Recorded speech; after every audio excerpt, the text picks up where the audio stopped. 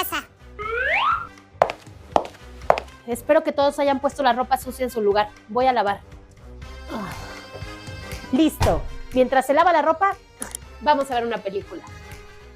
¿Alguien ha visto a Paleta? Seguro está escondido porque no quería ayudar en la casa.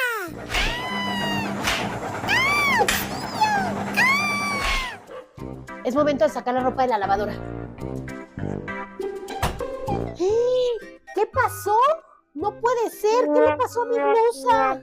Ups, ¿Qué haces aquí, Paleta? Esto es muy peligroso. yo solo quería divertirme. Arruinaste mi playera favorita y toda mi ropa. Deberías preocuparte porque arruiné mi carita. ¡Castigado!